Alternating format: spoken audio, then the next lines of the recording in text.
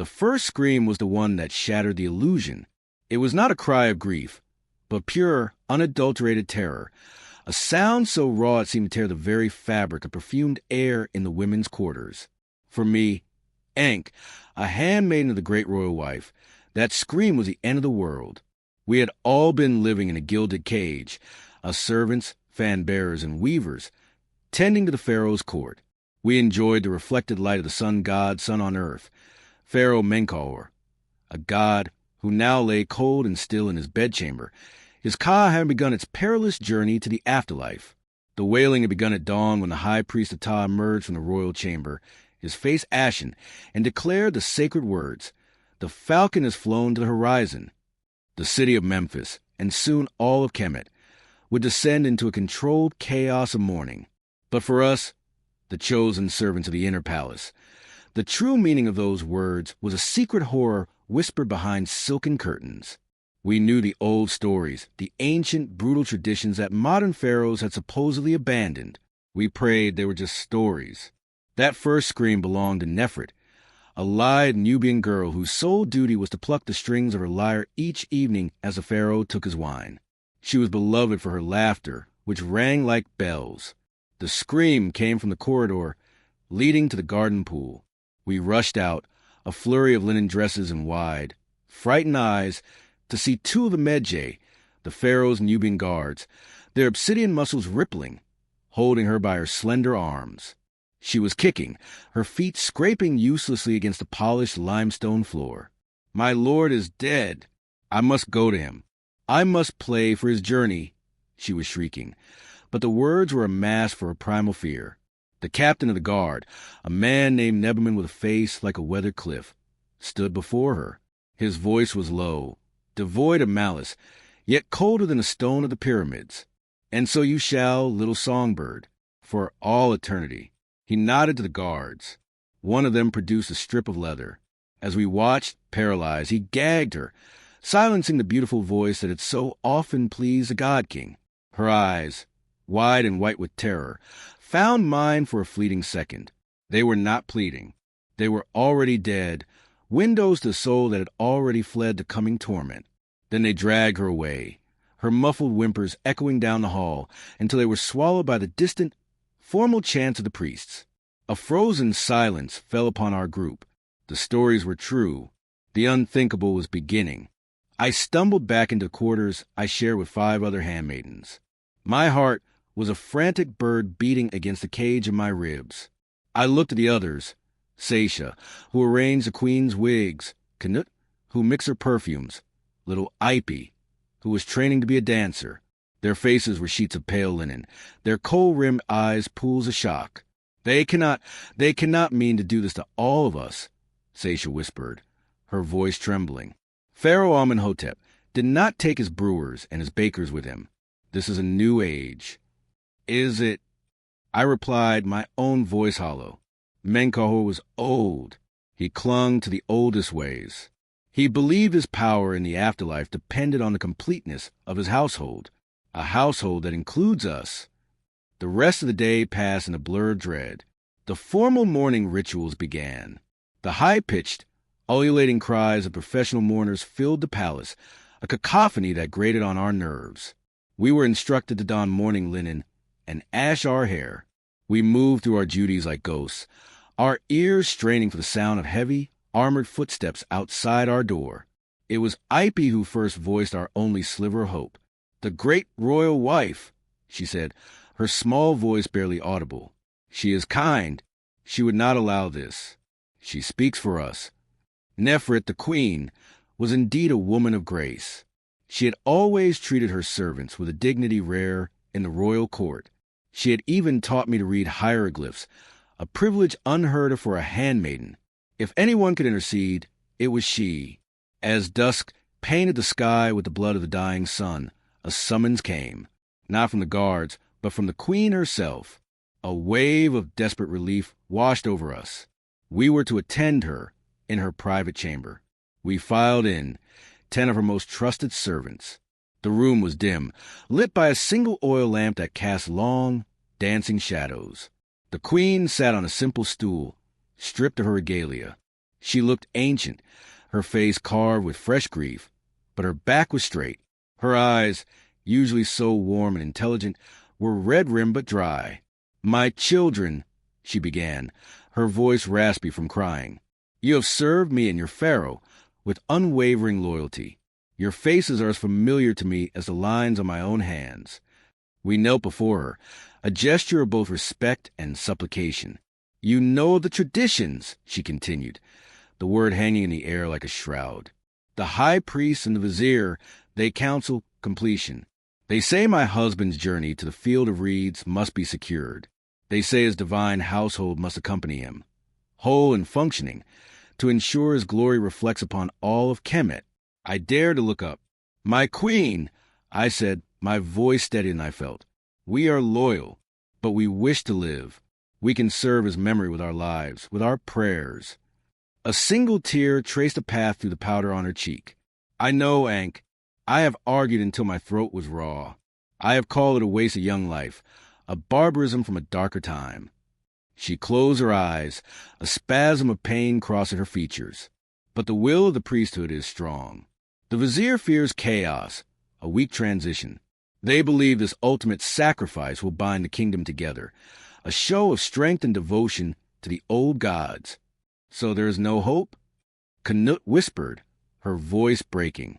The queen opened her eyes, and in their depths I saw not just grief, but a furious, helpless rage. "I have bought you time," she said, her voice dropping to a conspiratorial whisper. "The embalming rites will take 70 days. 70 days before the burial. During this time, the decision is not yet final. The vizier is a practical man. He sees your value here in the world of the living. But the high priest of Anubis, he is a fanatic. He speaks of divine necessity. 70 days. It was both a reprieve and a torture. To live each day knowing it could be your last. What must we do, Majesty?" I asked. "Be indispensable," she said, her gaze sharpening, focusing on me. "Be visible. Remind the court of your skills, your beauty, your life. And there may be another way, a secret way, but it is perilous, and it requires the utmost courage and silence." She leaned forward, the lamplight carving her face into a mask of shadow and resolve. "The priest will prepare a sacred draught, a potion of poppy and lotus. They say it is a painless sleep, a gentle crossing. But I have my doubts. I have heard whispers. Whispers that the death is not always as gentle as promised. That it is a test of faith that ends in agony. A fresh chill, deeper than any before, seeped into my bones. "If I am to save you," the queen said, her voice now barely a breath, "I must prove this to the vizier. I must show him that this sacrifice is not a holy sacrament, but a butchery that will stain his reign and my husband's legacy. But to prove it, I need evidence. I need someone on the inside. Someone who can see what happens in the sealed rooms of the embalming temple." Her eyes locked with mine. "Ankh, you're clever. You can read the sacred texts. You understand the rituals. I cannot order this. I can only ask, will you volunteer for the first group? Will you go into the mouth of the crocodile, not to die, but to witness? To find the truth that can save the others?" The room spun. To volunteer was to walk willingly towards a very fate I feared. To offer myself up to the priests, to drink their potion, to lie down in a tomb, all while clinging to the desperate hope that I could uncover a secret and somehow, miraculously, survive to tell it. I looked at the terrified faces of my friends. I thought of Nefret's dead eyes. I met the desperate, pleading gaze of my queen. And in that moment, trapped in a golden cage with the door swinging shut, I made my choice. "I will go," I said, and the words felt like a death sentence. The days that followed were strange, suspended reality, a grotesque parody of life. The palace was a hive of activity, but it was the busyness of death. Alabaster jars were filled with unguents, linen strips were woven with gold thread, and the craftsmen in the Valley of the Kings worked day and night, their chisels singing the Pharaoh's dirge against the stone. And we, the condemned, moved through it all like actors in a play, performing our parts while waiting for the final curtain. My voluntary offering to the first group of companions was met with a mix of awe pity and suspicion. The vizier, a tall, gaunt man named Hormheb, summoned me. He studied me with eyes like chips of flint, his fingers steepled under his chin. "The handmaiden Ankh," he intoned, his voice dry as papyrus. "The queen tells me you have shown remarkable devotion. You wish to ensure the pharaoh's comfort in the afterlife from the very beginning of his journey." I kept my gaze lowered, my voice meek. "It is my greatest honor, my lord, to serve the God on earth in all his realms." He was silent for a long moment, and I could feel his scrutiny like a physical weight. Such fervor is noteworthy. It sets a powerful example. The priesthood is pleased. It confirms the righteousness of path. My blood ran cold. My act of rebellion was being twisted into an endorsement of the very practice I sought to destroy. I merely bowed my head deeper. "You will be taken to Pernefer, the House of Beauty, in 3 days' time," he said, dismissing me. "Prepare yourself." The Pernefer, the beautiful name for the embalmer's workshop. It was a place of stench and salt, of evisceration and desiccation, hidden behind high walls on the western bank of the Nile. To the outside world, it was a sacred sanctuary. I knew it for what it was, a slaughterhouse for the elite. My true preparation began in secret, under cover of night. The queen sent for me, in the deepest recesses of her chamber. Behind a tapestry depicting the goddess Isis was a small alcove. There, waiting for me, was a man I had never seen before. He was not a courtier. He was lean and wiry, with the callous hands of an artisan and the keen eyes of a hawk. He smelled of natron and cedar resin. "This is Passer," the queen said without preamble. "He is a Wabbit priest, one who handles the sacred organs. He is loyal to me." Passer gave a short, sharp nod. "My mother served the queen's mother," he said, his voice a low rumble. "I do not hold with this expansion of the tradition. The old ways were for a handful of highest nobles, not for dozens of girls."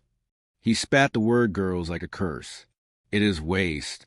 It is arrogance." Hope, fragile and fierce, bloomed in my chest. "You can help me? I can get you inside. I can place you where you might see and hear. But I cannot stop the ritual. The potion you will be given, it is called the milk of Anubis. It is a powerful sedative. They will tell you it brings peaceful dreams. For most, it does. It slows the heart, the breathing. It mimics death. Mimics. I breathed. For a few hours, Passer confirmed, his eyes grim. Long enough for you to be placed in the serdab, the sealed chamber adjacent to the burial vault. The theory is that you will simply never wake up. But the dosage, it is not a precise art. Too little, and you wait too soon in the dark, buried alive. Too much, and it paralyzes you before it stops your heart. You are conscious, trapped in a body that cannot move, unable to scream as the air runs out. A wave of nausea washed over me. This was the horror the queen had suspected, a death of unimaginable terror, masked as a holy sleep. What must I do? I whispered. Passer pulled a small leather pouch from his belt. This is a stimulant, a concentrated willow bark and a root from the south, known only to the desert tribes. It is bitter like fire. When they give you the milk, do not swallow it all. Hold it in your mouth. Let it soak your gums, your tongue. It will make you drowsy, but when they lay you down, discreetly spit what you can into this pouch.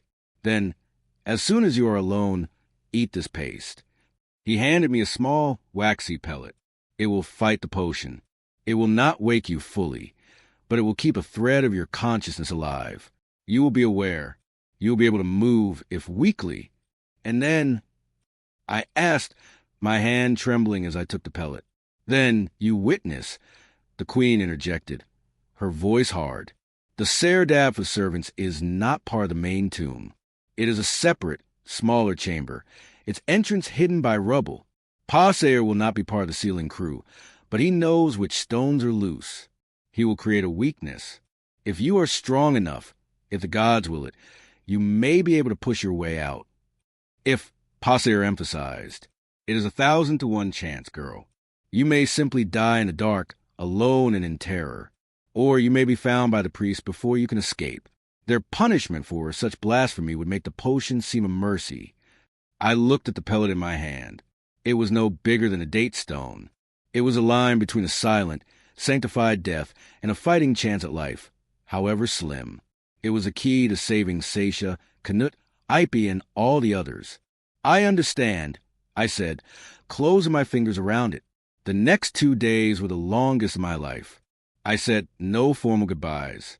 To my sisters in service, I was now a holy figure, a tragic bride of death. Their embraces were tinged with a reverent fear. Only with Seisha, on our last night, did I break my silence. We sat on the roof of the palace, watching the stars, the same stars we would soon be separated by. She in the world of the living, I in the realm of the dead. "There's a plan," I whispered, my voice barely carrying over the night breeze from the Nile. "A chance." Her eyes widened in the moonlight. "Ankh, no. It is madness. The alternative is a lie, Seisha. A cruel, painful lie. If I succeed, if I bring back the truth, the Queen can stop this. Promise me. If I do not return, you must take this knowledge. You must find another way. Do not go quietly to your death. Fight." Tears streamed down her face, but she gripped my hands, her nails digging into my flesh. "I promise," she choked out. "By the goddess Hathor, I promise." The morning of the 3rd day arrived, stark and unforgiving. 10 of us were chosen for the first ritual. We were bathed, anointed with sacred oils, and dressed in pure white linen. We looked like brides. The irony was a bitter taste in my mouth. We were led in a silent procession down to the riverbank. The Medjay guards were our honor escort. We boarded a sleek, black-painted bark, the vessel of the dead. As the oarsmen pushed off, I looked back at the palace, a shimmering white dream on the east bank. The world of life, of sunlight and laughter, was receding with every stroke. On the west bank, the land of the dead, a group of lector priests in leopard skins awaited us. They chanted spells from the Book of the Dead, their voices a hypnotic drone. We were led through a high gateway into the Pernefer. The smell hit me first, a cloying mixture of incense, rotting flesh, and the sharp, clean scent of natron salt. It was the smell of mortality.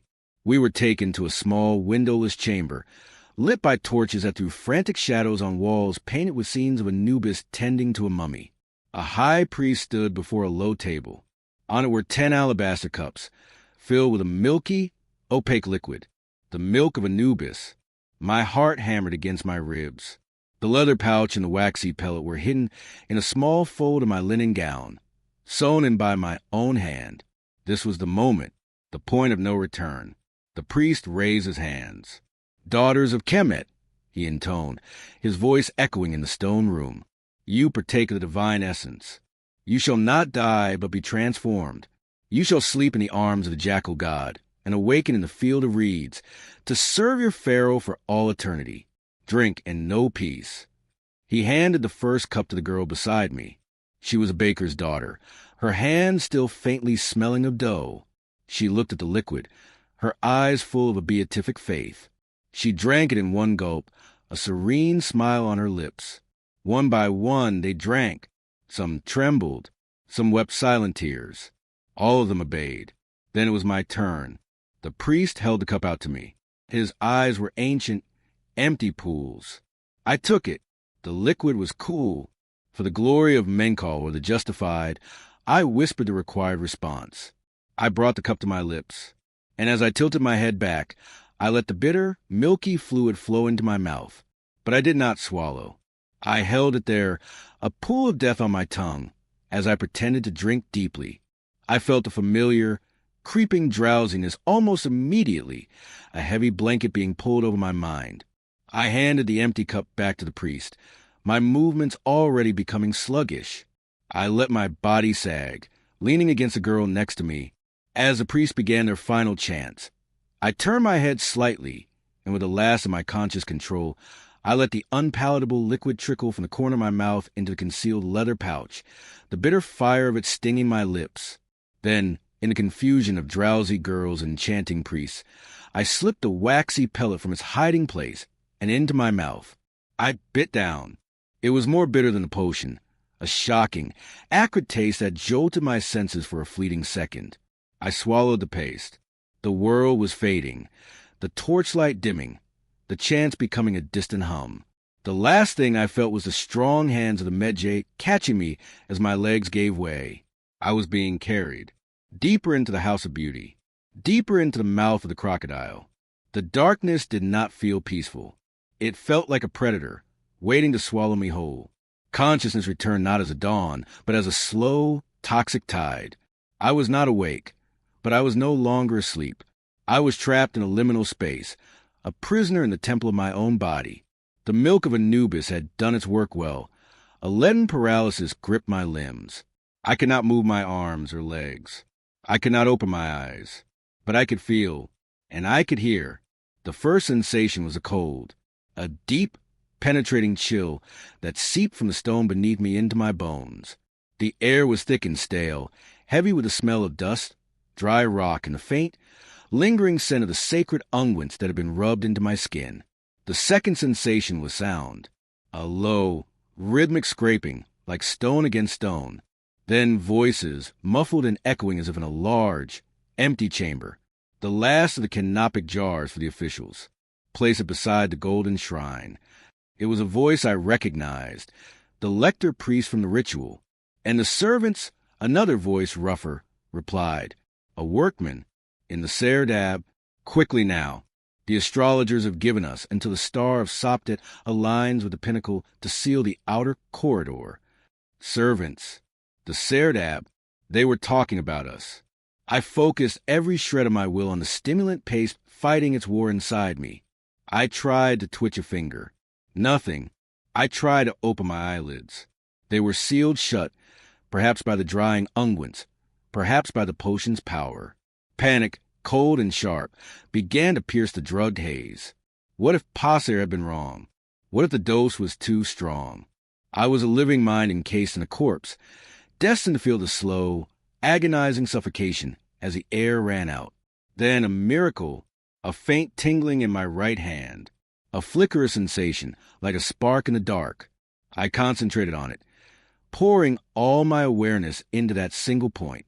Move. The scraping sounds grew louder, closer. I heard grunt of effort, the sound of heavy objects being dragged across the floor. Careful with that one, the rough voice said. The little dancer. Place her near the front. Ipe. They were putting Ipe near the front. A fresh wave of horror washed over me. They were treating my friends, my sisters, like furniture, arranging them in their eternal prison. The tingling in my hand spread to a faint, tremulous ache. I could feel the rough texture of the linen shroud I was wrapped in. I could feel the cool air on my face. With a Herculean effort, I commanded my neck muscles to tense. My head moved, a fraction of an inch, but it moved. A sob of relief caught in my paralyzed throat. The sounds of the workmen began to recede. That's the last of them, the rough voice called out. 10 companions for the journey. May Osiris receive them. Seal it, the priest's voice commanded. Farther away now. The ritual is complete. No, my mind screamed. I'm alive. I heard the terrible, final sound of a heavy stone slab being dragged into place. A deep, resonant thud that vibrated through the floor. Then another, and another. The sound of my tomb being sealed. Silence. A silence so profound it was a physical presence, pressing on my eardrums. The only sound was a frantic, thunderous beating of my own heart. I had to move. Now, I focused on my arms, on the memory of movement. I imagined pulling them towards my chest, tearing through the linen. The stimulant was winning, burning through the sedative like a fire through dry grass. Sensation returned in a rush of painful pins and needles. I gasped a raw, ragged sound that was shockingly loud in the absolute quiet. I could breathe deeply. I could make sound. The paralysis was breaking. I tried to sit up. My body was impossibly heavy, my muscles watery and uncoordinated. I managed to prop myself up on my elbows. I rubbed my eyes, scraping away the crust of ointment until I could force them open. Blackness. A perfect, absolute void. For a terrifying moment, I thought I had been blinded, but then as my eyes adjusted, I saw it, a single, thin crack of light. It was faint, barely visible, but it was there, a sliver of hope. Passeer's weakness. The air was already feeling closer, thinner. I had to get to that light. I tried to stand, but my legs buckled beneath me. I collapsed onto a soft, yielding form, a body wrapped in linen. A strangled cry escaped my lips. I was lying amid the dead, my friends, my companions. Were any of them still fighting the potions I had, or were they already empty vessels? Their caste departed? Hello? I whispered, my voice a dry croak. Is anyone awake? No answer, only the suffocating silence. I began to crawl. My hands, scrabbling in the dark, touched linen-wrapped limbs, cold faces, braided hair. I recoiled from each touch, my sanity fraying at the edges. I was in a pit of corpses, and I was the only one alive. The light, get to the light. I oriented myself towards a faint crack. It seemed an impossible distance away. The chamber was larger than I had imagined, and I had to climb over the still forms of the other girls to reach the wall. My hand brushed against a small, delicate form near the front. Ipe, the dancer. I fell for her face through the linen. It was cold. Still, a fresh wave of grief threatened to overwhelm me. I pushed it down. I had to survive. For her. For all of them. Finally, my hands found the rough, cool surface of the stone wall. I followed it, my fingers searching like blind spiders, until I found the source of the light. It was a gap, no wider than my thumb, where two large stone blocks did not quite meet. I put my eye to it. I could see nothing but a sliver of an empty, torchlit corridor outside. But it was a world. It was life. Now the stones. Passeer said he would loosen them. I pushed against the one on the left. It didn't budge. I pushed against the one on the right. Nothing. Despair began to claw at me again. Had he failed? Had he been discovered? I ran my hands over the mortar around the stones. It was a mixture of mud and plaster. At the bottom of the right-hand stone, my fingers found a section that was crumbly, loose. He had done it. He had weakened the mortar here. I braced my back against the opposite wall, planted my feet on the loose stone, and pushed with all my might. My muscles screamed in protest, weakened by the drug and the terror. The stone shifted. A tiny, almost imperceptible movement, but a shower of dust and grit rained down. I pushed again, grunting with the effort. My vision swam in the darkness. I had little time. The air was getting bad. For Ipe, for Seisha, for Nefrit, with a final, desperate surge of strength, I pushed. There was a grating sound, and the stone slid forward an inch. Then another, a rush of cooler, fresher air washed over my face. A benediction. I wept with relief. I squeezed through the gap, scraping my shoulders and hips on the rough stone. I tumbled out into the corridor, gasping great lungfuls of the stale but livable air. I was out. I was free of the Serdab, but I was not safe.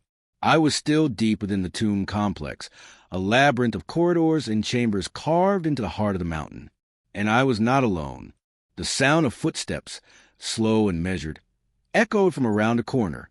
The torchlight grew brighter, casting a long, dancing shadow ahead of the approaching figure.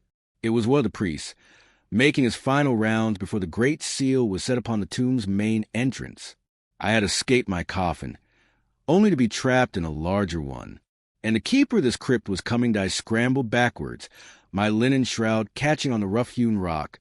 My heart tried to beat its way out of my chest. The footsteps were unhurried, confident. Why wouldn't they be? The only living souls down here were priests and guards, all sworn to the secrecy of the tomb. Alone, escaped handmaiden was a ghost, an impossibility. The shadow on the wall grew, morphing into the silhouette of a man in a long, pleated robe, the headdress of a priest obscuring his features. I had nowhere to run. The corridor behind me was a dead end, leading only to other sealed burial chambers. My only chance was the darkness. I squeezed myself into a shallow niche meant for a funerary statue, pulling the white linen over my head, praying I would blend into the stone. I held my breath, making myself as small as possible. The priest rounded the corner. It was the lector priest, the one who had administered the milk of Anubis. He held a clay oil lamp in one hand, its small flame throwing a wobbly pool of light. His other hand trailed along the wall, his fingers brushing over the hieroglyphs that told the story of the Pharaoh's journey through the underworld. He was muttering the spells under his breath, ensuring their potency. He passed within a hand's breadth of my hiding place. I could smell the myrrh on his robes, see the intricate beadwork on his sandals. He did not pause. He did not look my way. His reality was one of sealed chambers and eternal rest. The concept of a living fugitive in the tomb did not exist. His footsteps faded down another corridor, the light receding with him, plunging me back into a darkness that now felt like a friend. I waited until the last echo had died away before I let out a shuddering breath. I was safe for the moment, but I was still trapped. I had to get out. The main entrance would be heavily guarded, the final sealing ceremony underway. There had to be another way. Passer had mentioned the workmen's tunnels. The thousands of laborers who built these tombs didn't use the grand, ceremonial entrance. They had their own cramped, hidden passages, used the fairy tools and materials in and out, passages that were supposed to be sealed after the tomb's completion. But they were always the last to be closed. I had to find one. Creeping out of the niche, I moved in the opposite direction from the priest. The air grew colder, the torch sconces on the walls fewer and farther between. I was moving away from the finished, painted chambers and into the rougher, working areas of the tomb. The sounds of dripping water and the scuttling of beetles replaced the solemn silence. The corridor opened into a vast, cavernous space. By the faint light from a ventilation shaft high above, I could see it was a storeroom, filled with the Pharaoh's wealth for the afterlife. Stacked against the walls were life-size wooden statues of servants, bakers, brewers, soldiers, their painted eyes staring blankly into the gloom. There were chairs inlaid with ivory, chests undoubtedly filled with jewels and gold, alabaster vases, and stacks of weapons. This was a material household that would accompany the spiritual one, the one I had so narrowly escaped. A wave of dizziness washed over me. The stimulant was wearing off, and the residual effects of the milk of Anubis, combined with the thin air and my exhaustion, were pulling me down. I couldn't afford to sleep. Not here. I stumbled through the forest of statues, their serene smiles seeming like mockery in the half-light. At the back of the chamber, behind a pile of cedarwood chests, I saw a darker opening, smaller and unadorned. A worker's passage. Hope flared anew. I ducked inside. The tunnel was narrow and low, forcing me to crawl. The floor was littered with stone chips and discarded tools, a flint chisel, a wooden mallet. I was on the right path. The air here was different, drier, and with a faint, distant smell of the desert night. I crawled for what felt like an eternity, my knees and hands raw, my shroud torn and filthy. The tunnel began to slope upwards. Then, ahead I saw it, a square of night sky, peppered with stars. The exit. It was blocked by a large, rough-cut stone, but it wasn't fully sealed. A gap of a few inches ran along the top. I was almost there. I scrambled the last few feet and pressed my face to the gap, drinking in the clean, cold air of the living world. I could see the silhouette of the western mountains against the starry canvas. Freedom was inches away. I pushed against the stone. It was heavy, but it was meant to be pushed from the outside, rolled into place by the workmen as they left the final time. From the inside, I had some leverage. I braced my back against the tunnel wall and pushed with my legs. The stone groaned, shifting slightly. I pushed again, pouring the very last dregs of my strength into the effort. It moved, rolling forward with a grating rumble, opening a space just wide enough for me to squeeze through. I tumbled out onto the sand, the grains cool and gritty against my skin. I was free. I was outside. I lay on my back, staring up at the infinite stars, sobbing and laughing at the same time. I had cheated the gods. I had escaped the House of Beauty. But my journey was not over. I was on the West Bank, the city of the dead. The living world was across the Nile, and I had to get to the Queen before dawn, before my escape was discovered, and the story of the faithful handmaidens was set in stone forever. I got to my feet, my body screaming in protest. I was weak, dehydrated, and disoriented. The royal palace was on the east bank, a journey that required a boat. I had no money, no influence, and I was dressed in a burial shroud. I began to walk, following the well-worn path down to the riverbank, staying in the shadows of the mortuary temples.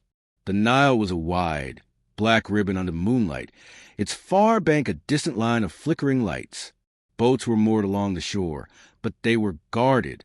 As I crouched behind a pile of limestone blocks, despair began to set in. I had come so far, only to be stopped at the final hurdle. Puss. The sound came from behind me. I spun around, my heart in my throat. A figure emerged from the shadows of a half-built pillar. It was Passer. His face was grim in the moonlight. "By the gods," he breathed, his eyes wide with disbelief. "You did it. I heard the Serdab was sealed. I thought you were lost." "Passer," I gasped, stumbling towards him. "You have to get me across the river. I have to see the queen." He shook his head, his expression pained. "It is too dangerous. The Medjay are everywhere. The vizier's men are watching the palace. They know the queen opposed the ritual. If you're seen, I don't care." I insisted, my voice rising hysterically. "I have to tell her. I have to tell everyone what it's really like. The potion, the paralysis, the darkness. It's a lie, Passer. A cruel, painful lie." He gripped my shoulders, his hand strong and steady. "Listen to me, girl. Your word alone is not enough. You are a servant, a runaway.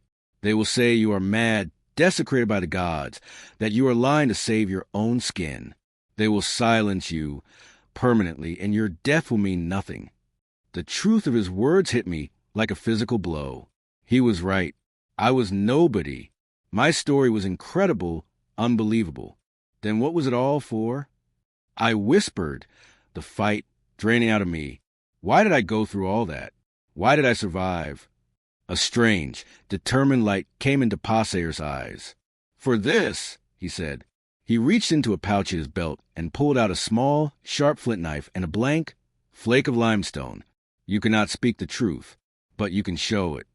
He pressed the tools into my hands. The workers' quarters are abandoned now, the tomb finished. There is a hut near the valley where the foremen kept their records. The walls are plain plaster. No one will go there for days.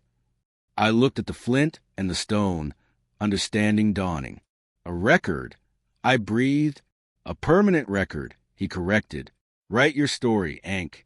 Draw it. Carve it into the wall. Tell them what was done to you in the dark. Do not speak of the queen's involvement. Tell only your truth, the truth of the 10 handmaidens. The priest may silence a person, but they cannot so easily silence a wall. Someone will find it. The truth will out." It was a different kind of fight, not a dramatic confrontation in the throne room, but a quiet, desperate act of defiance. It was using the skill the queen herself had taught me, reading and writing, not for poetry or prayer, but for testimony, for justice. I looked across the river at the glittering palace, the home I could never return to. I thought of Seisha, waiting for salvation that would not come from me. This was all I could give her, the truth. I nodded, my jaw set. "Take me to the hut." Passer led me to a small, mud-brick hut nestled at the foot of a barren cliff, far from the main workers' village. It was a desolate place, wind-scoured and empty, used by the tomb foreman to store plans and tally supplies. The air inside was thick with dust, and the only light came from the moon streaming through a single, high window.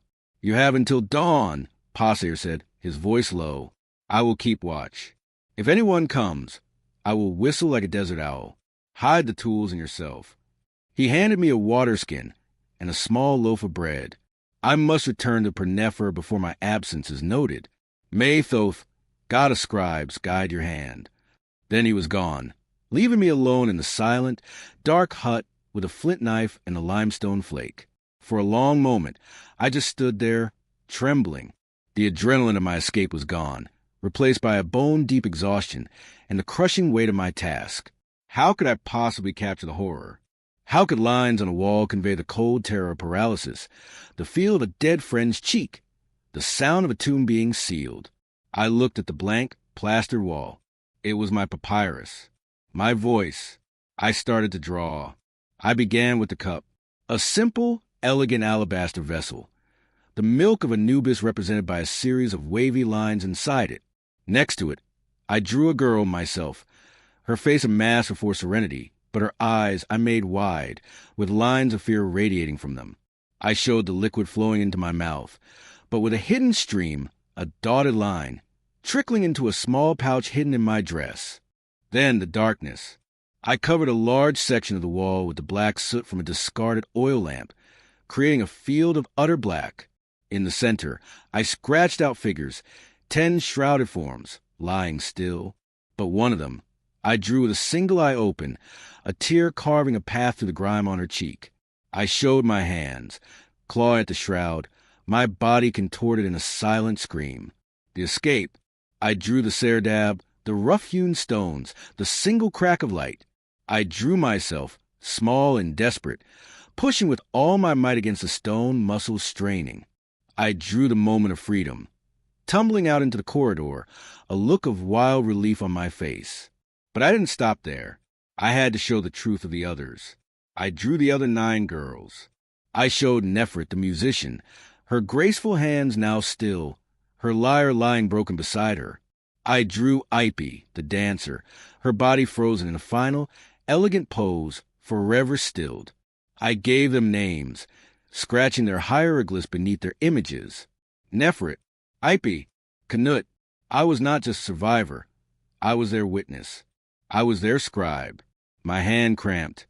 The flint knife was sharp, but it was a crude tool for such detailed work. My fingers bled, smearing the plaster with faint, rusty stains. I didn't stop. I drank the water, ate the bread, and kept carving, kept drawing. I was a woman possessed, driven by a truth that demanded be told. As the first hint of gray light touched the high window, I carved the final images. I drew the Pharaoh Menkaure, not as a god, but as a skeletal figure on a throne, surrounded by a silent, dead court. And I drew the high priest of Anubis, holding his cup, but from his mouth came not sacred words, but the twisted, slithering forms of lies. I stepped back, my body aching, my spirit hollowed out. The wall was no longer blank. It was a chronicle of terror. It was raw, ugly, and heartbreakingly human. It was the truth. A soft whistle, the call of a desert owl, cut through the dawn silence. My heart stopped. Someone was coming. I quickly gathered the flint knife and the limestone, hiding them in a crevice in the dirt floor. I looked for a place to hide. The hut was sparse. There was a large, empty storage jar in the corner. I scrambled inside, pulling a woven lid over the top just as the door creaked open. Through a crack in the jar, I saw 2 men enter. They were not priests. They were Medjay guards, their spears glinting in the dim light. Nothing here, one of them grunted, kicking over a small stool. The foreman said all the records were moved. The vizier wants every building near the valley checked, the other replied, his voice echoing in the small space. He's paranoid about looters before the tomb is fully sealed. Their eyes scanned the room. I held my breath, praying they would not see the wall in the shadows. One of them paused. "What's that?" he said, pointing. My blood ran cold. He walked towards my wall. He stood before it, his back to me, his head tilted. He was silent for a long, long time. "By the 7 gates of the underworld," he whispered, his voice full of awe and horror. "What is it?" his companion asked, coming to join him. The 2 guards stood side by side, staring at the story I carved. I saw the muscles in their backs tense. One of them reached out a calloused finger and traced the hieroglyph for pain that I had carved next to the image of the paralyzed girl. "They said it was a peaceful sleep," the first guard muttered, his voice thick with disgust. "They said a lot of things," the second guard replied, his tone grim. "My cousin was a baker. His daughter was chosen. Little Merit. She was so proud." He pointed to one of the 9 shrouded figures. "He thinks she is in the field of reeds, serving grapes to a god." The first guard turned away from the wall, his face a storm. "This is not the will of the gods. This is the work of men. Arrogant, fearful men." "What do we do?" the second asked. "Do we report this?" The first guard looked at the wall again, then at his companion. A silent understanding passed between them. They were soldiers, men who knew the stark difference between an honorable death in battle and We saw nothing, the first guard said firmly. This hut was empty, just as we found it. The second guard nodded slowly. Empty. They turned and walked out, closing the door behind them. I stayed in the jar, trembling, until I heard their footsteps fade away completely. I had done it. I had borne witness. And the truth, once seen, had changed something. It had planted a seed of doubt in the hearts of hardened men. When I was sure they were gone, I climbed out of the jar. The rising sun was now streaming through the window, illuminating my wall. The images, born in darkness, now stood bathed in light. They were stark, they were brutal, and they were free. Pasea returned an hour later, his face tight with anxiety. The Medjay are searching the area. We must get you away from here. He saw the wall and stopped dead, his jaw slack. He walked towards it, his hand rising to his mouth. "Oh, Ankh," he breathed, "you have not just told the truth. You have made it live. Will it be enough?" I asked, my voice small. "It is a start," he said. "The workers will see it. Their families will hear of it. The story will spread from the mud brick houses to the limestone palaces. It may not stop this burial, but it will fuel the fires of opposition for the next. The queen will have her evidence, not from a traumatized girl, but from a wall that cannot be silenced." He had arranged for my escape. A fisherman, a friend of his, would take me down the Nile, far from Memphis, to a small village in the Delta where I could disappear, become someone else. Ankh, the handmaiden, was dead. I would have to be reborn. As I followed Pasea out of the hut, I took one last look at my work. The images of my friends stared back at me, no longer visions of terror, but monuments of defiance. They would not be forgotten. Their story was now part of the very stone of Egypt. I had set out to save their lives and failed. But in carving their truth, I had given them something perhaps just as powerful, a voice that would echo through the centuries, a stark reminder that even in the face of gods and kings, the human spirit and its testimony is beyond imagination.